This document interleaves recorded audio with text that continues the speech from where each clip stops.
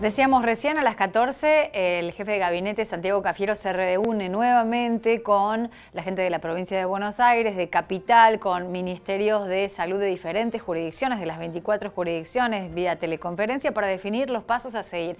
Restricciones, ¿cómo? ¿Dónde? ¿Y en qué momento? ¿Y en qué provincias? Algunas provincias ya están tomando medidas al respecto, como la suspensión de clases, como la restricción de circulación nocturna, algunas más, otros menos. ¿Qué opina la Cámara Mercantil, el sector del comercio? Recién le preguntamos a los propios comerciantes si se resistiría a una vuelta atrás. No se habla de una fase 1, pero sí de algún tipo de restricción de circulación y qué impacto tendría en el área del comercio propiamente dicha.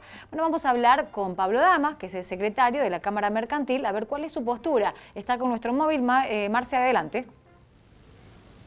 Muchísimas gracias, Pauli. Tal cual lo decías, estamos con el secretario de la Cámara Mercantil, con Pablo Dama. Bueno, Pablo, gracias por recibirnos. ¿Qué evaluación se podría hacer a priori de una eventual cuarentena o alguna medida restrictiva de parte de los entes gubernamentales? Imagínate que lo estábamos hablando recién fuera de cámara y había una palabra que no la puedo decir justamente ahora, pero así terminaría, sería caótico, un desastre. Creo que el comerciante hay muchos que no tendríamos o tendrían cintura para bancarse otro cierre, ¿no es cierto? Sería muy dramático. Bueno, post pandemia se generó esto, ¿no? Que uno observe las diferentes manzanas que rodean a la plaza de la ciudad, con muchos locales vacíos. ¿Esto profundizaría eso que ya hemos venido viendo, evidenciando? Sí, sin ningún lugar a dudas. Es decir, dependiendo del... A ver, ante un eventual cierre, dependería evidentemente de la cantidad de tiempo, días en que se piense cerrar, que no creemos que sea así. Lo que nosotros estamos tratando de hacer los comerciantes y desde la Cámara es tratar de informar y de tomar esto con la responsabilidad que merece, porque evidentemente estamos hablando de la salud de la población y eso es lo principal, no se duda, pero por lo tanto nuestra parte que tenemos que hacer es cuidarnos y cumplir con los protocolos, usar barbijo, desinfectar las prendas, en el caso de los que trabajamos ropa, etcétera, etcétera. Más que eso no podemos hacer y rogar que no se decida desde el gobierno cerrarnos las puertas, porque realmente no podemos aguantarlo. Bueno, decía ropa y particularmente más allá de ser integrante de la Cámara, sos propietario, un comercio. Sí, ¿A cuánto sí. se está trabajando en términos porcentuales? Mira, la verdad es que ya venimos muy golpeados, no solo desde la pandemia, sino que ya desde antes el comercio había entrado en una etapa de crisis. Estamos trabajando a la mitad de nuestra capacidad, 50%, con gastos muchísimo más altos, tratando de reducir por todos lados y tratando para subsistir, de reducir inclusive márgenes, porque eso es lo que está ocurriendo y así todo se nos está dificultando mucho sobrevivir. Bueno, cuando uno piensa en eso, lo primero, digamos, que piensa en algunos recortes, pero ¿de qué tipo, digamos? ¿Qué es lo que se puede recortar en un comercio hoy? Son márgenes muy chicos.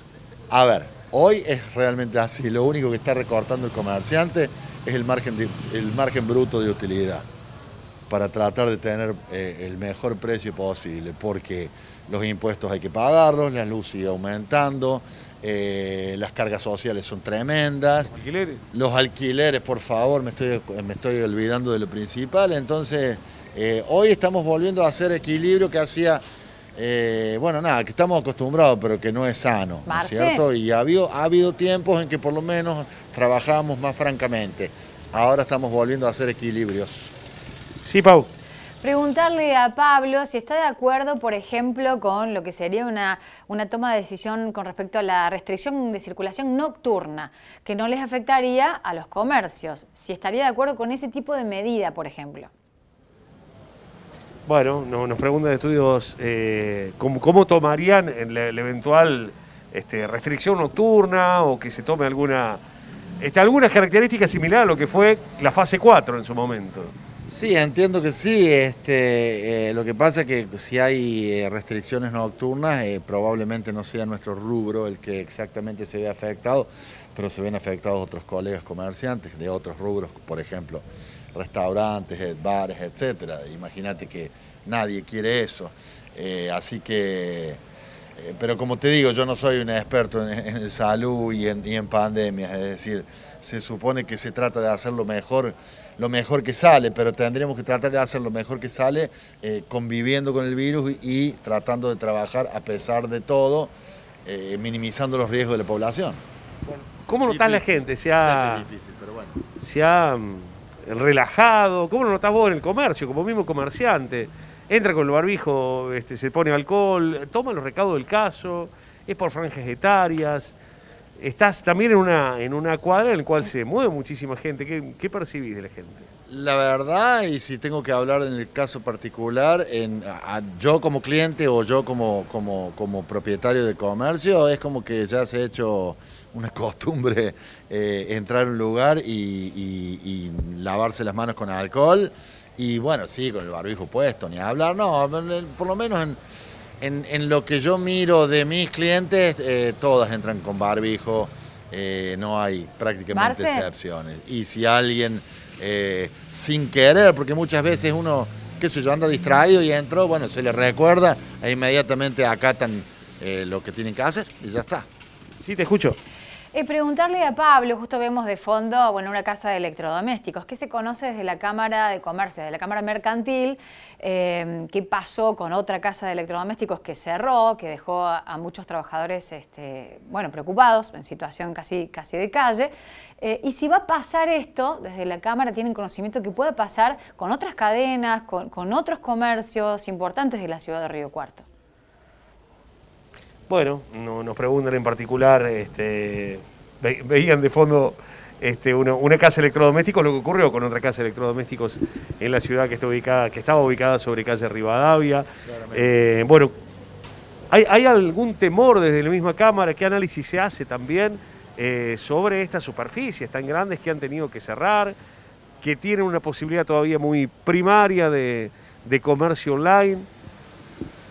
A ver, ¿dónde está apuntando la pregunta? ¿El precio de los alquileres en cuanto a las grandes superficies? No, o al temor, digamos, de que pueda ocurrir lo mismo, digamos, que le ocurrió particularmente a esta casa de calle Rivadavia. Sí, sienta precedente de que realmente alquileres tan exorbitantes no es posible pagarlos porque no es rentable el negocio. Por lo tanto, habrá que ayornarse a las situaciones e inclusive...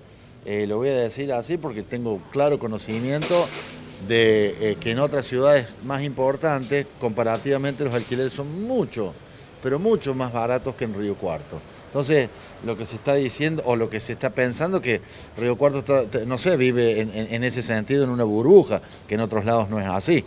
Buenos Aires tiene alquileres más baratos que Río Cuarto, en mejores ubicaciones y con más posibilidades de venta que las que hay acá. Es por eso que Garbarino, sin duda, no ha cerrado trato.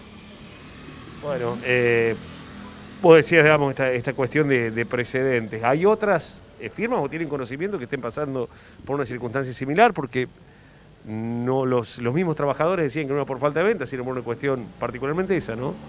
Sí, hasta donde uno sabe. No sé de otro local en este momento, no, realmente no lo sé. Son negociaciones particulares que salen a la luz en cuando hacen tanto ruido como es en este caso, pero probablemente en otros no se noten tanto. Sí, es un llamado de atención a los dueños de locales que también necesitan ayornarse a valores más reales que se mueven en la economía local y no olvidarse que nosotros siempre somos un equipo, tanto los empleados como los dueños de los locales, porque cuando ganamos tenemos que ganar todo. Es la verdad, pero para eso tiene que estar bien balanceado, digamos, los costos de las cuestiones para que si no es imposible. Muchísimas gracias, Pablo, muy amable. A vos, Marcelo. Bueno, la Pablo Dama, el análisis de diversos aspectos, ¿no? Lo que ha ocurrido. ¿Qué título que dejó, Marcelo? ¿Qué título? El tema de los alquileres y esto de que Río Cuarto vive en una burbuja, que el precio de los alquileres en Río Cuarto es exorbitante y que es uno de los casos, testigo que citábamos recién con la casa de electrodomésticos, pero que les pasa a un montón de comerciantes. El tema de los alquileres, que son más caros que Buenos Aires. Claro, sí, y que el mismo Córdoba capital también que la tenemos aún más cercana. Bueno, es un poco un muestrario de qué es lo que ocurrió, ¿no? De que entran a tallar algunas variables que a la estructura de costos terminan siendo sumamente perjudiciales, ¿no? El cierre de una superficie. Bueno, muchas gracias. Entonces, desde el centro de la ciudad, nuestro móvil con la situación comercial desde la Cámara Mercantil, la opinión y los comerciantes con respecto a las restricciones. Gracias, Marce y Andrés. Hasta luego. Abrazo grande, Pauli. Del sector comercial y la opinión con respecto a la toma de decisiones de alguna restricción. Seguimos con más información de COVID y repercusiones, May. Gracias, Pauli, porque bueno, esta mañana, lo decíamos desde el comienzo del programa, la ministra de Salud, Carla Bisotti, brindó una conferencia de prensa y después cuando uno analiza los datos que precisó allí la funcionaria y sabiendo además que esta tarde va a haber una reunión, uno puede imaginar que se vienen ciertas restricciones. ¿Y por qué? Porque la ministra dijo, por ejemplo, que en una semana, o sea, de domingo a domingo, se duplicaron los municipios de riesgo. Es decir, que hay más municipios que tienen casos de contagio. Por ejemplo, la ministra dijo, en las últimas 3 semanas, de una semana a la otra, aumentaron primero un 5% de los casos, después un 11%, y en la última semana aumentaron, o sea, el aumento de casos fue mayor al 30%. Bisotti dijo además también que si hace apenas una semana teníamos 48 departamentos con estos indicadores elevados, una semana después hay 85 departamentos que tienen, digamos, estos indicadores epidemiológicos altos. Además que hay 12 millones de personas viviendo en esos departamentos, o sea, de 12 millones de personas que vivían en estos primeros departamentos, ahora pasamos a 25 millones de personas que están en departamentos con alto riesgo epidemiológico. Más adelante la ministra indicó que teniendo en cuenta que hay actividades de alto riesgo y de bajo riesgo, las medidas que tienen mayor impacto positivo son aquellas intensivas, transitorias, tempranas y localizadas geográficamente. A esto nos referíamos con que puede haber diferencias en los diferentes distritos de nuestro país.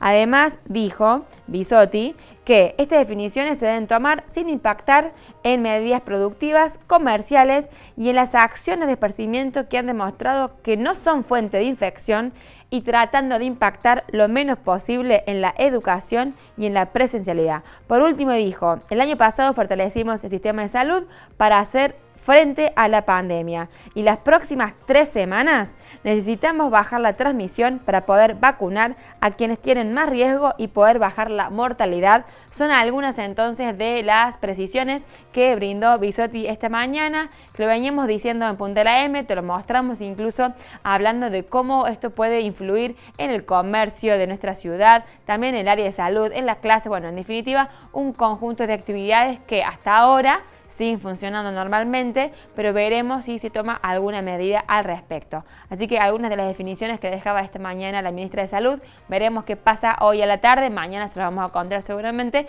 Hacemos una pausa y ya volvemos en Punta de la M.